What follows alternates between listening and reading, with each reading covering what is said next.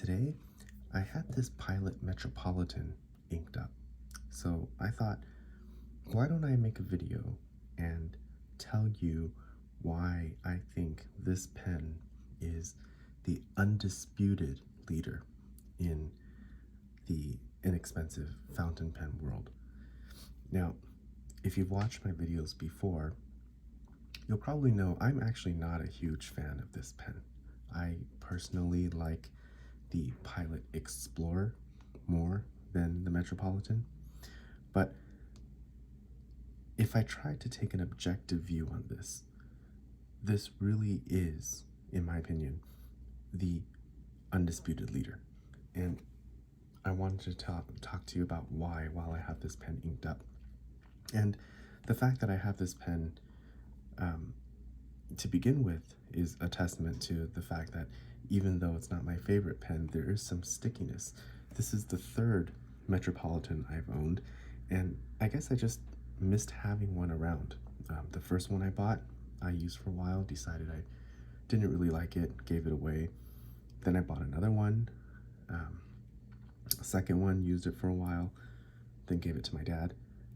And I haven't had one for close to 10 years at this point. And I just missed having one. So here we go, bought another one. So I mentioned I'm not the biggest fan of this pen. So let me talk to you about those couple of points first, why this doesn't really work for me.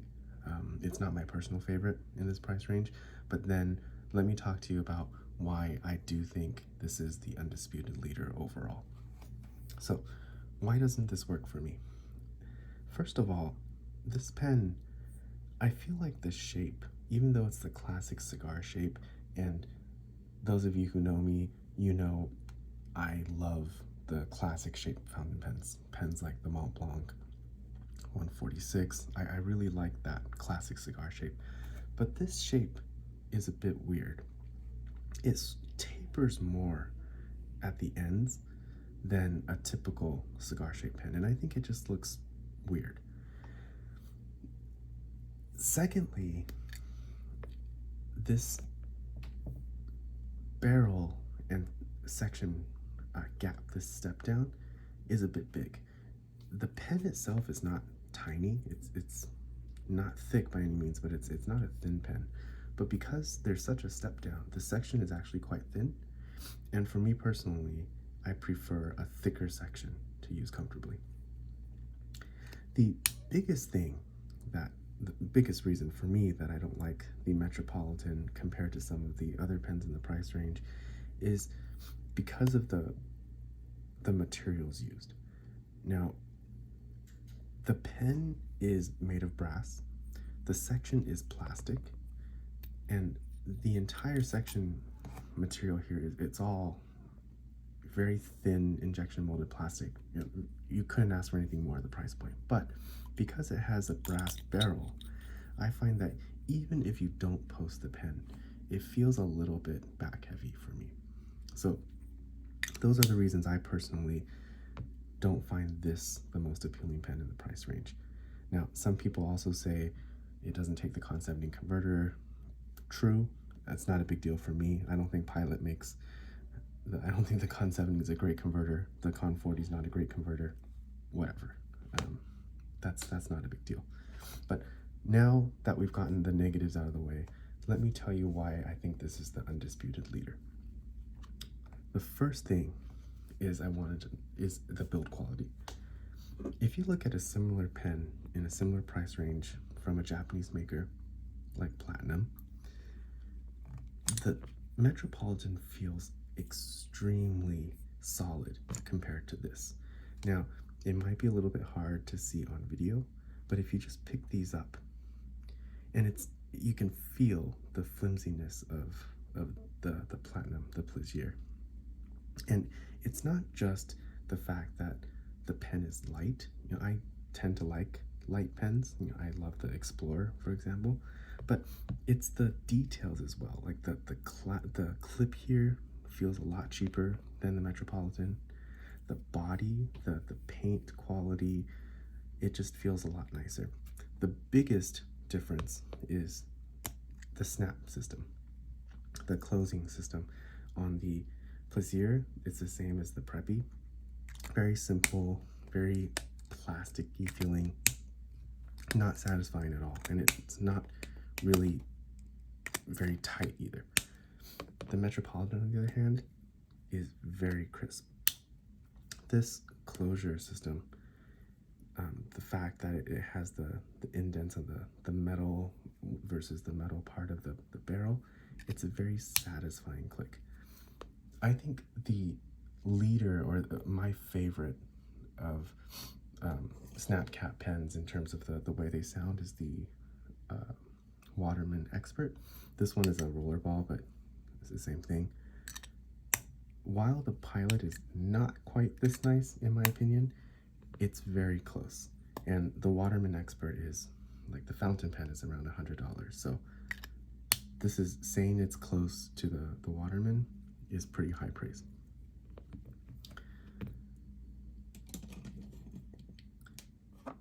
Compared to other pens in the price range, this is my favorite of the price range. This is the Lamy Safari.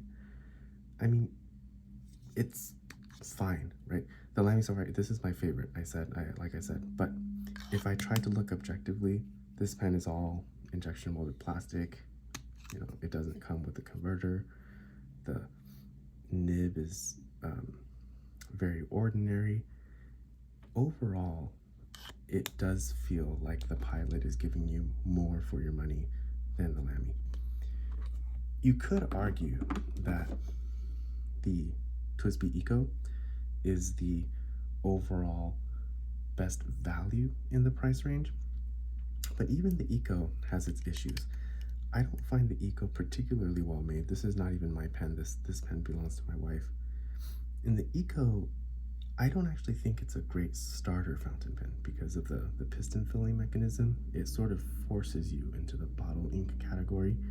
And I think in terms of a starter, lower priced fountain pen, while the Eco is great, I find it a little bit boring, a little bit cheaply made, and the fact that it forces you into bottled ink, I don't think it is necessarily a great starter pen.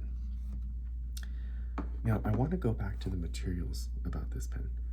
Now, I mentioned earlier it's a metal pen made out of brass, and that actually makes it quite special in the Pilot lineup, because Pilot doesn't have a mid-ranged metal fountain pen. Sailor has one. I think they call it the Reglus or something like that. I don't own that pen. Platinum has one, the Procyon. Those are more in the $50 to, let's call it, $80 price range for those pens. Pilot doesn't have a metal pen that is in that price range. So they have this, Metropolitan, but the next pen up is the capless, the Vanishing Point, and that's in the 150 range. And then the next pen up from there, I think, is the Metal Falcon, which is a over $200 pen. So I think you're getting something, you know, a well-made metal bodied pen for $20-ish. That's a lot of value. Now, the final thing, which I think is also a big deal, is the way this pen writes. And while it's true that this nib is shared between pens like the Kakuno, which is even cheaper than this, the Explorer, this, what is that plastic pen called? The 78G or something like that. The Prera, they all use this nib. However, you can get the Metropolitan with a 1mm stub.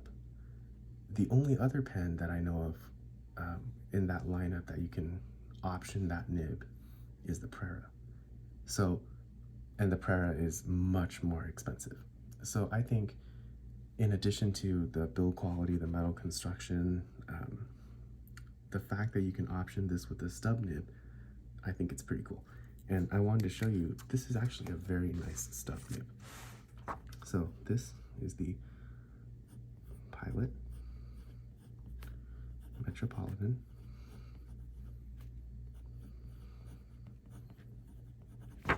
This is a 1 stub. I think this is Pilot Blue Black.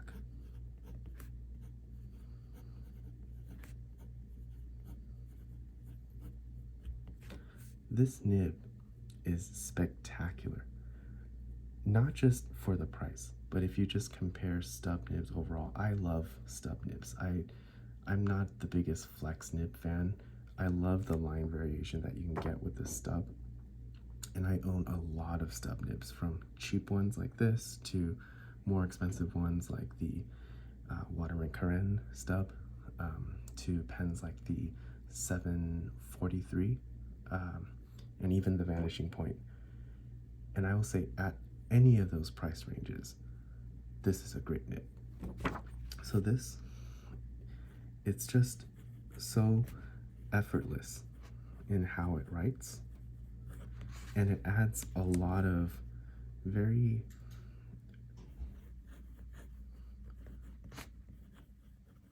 effortless flair to your writing. So if, whether you're sort of printing or writing cursive, this is just a really cool nib. It's very smooth, even though it's very, very crisp. So if you see, it's very precise in the 1mm downstroke, and it's very thin in the horizontal stroke. It's a very crisply ground nib, but it writes really, really well. So just a short video, but wrapping it up, I'm not personally the biggest fan of this pen compared to the competition in the price range, but I have to hand it to them. This, objectively, is the best in class. It's the highest quality material, the greatest snap system by far, very nicely made in terms of fit and finish, and a truly special nib for $20-ish. Can't beat it. All right, hope that was fun. Talk to you later.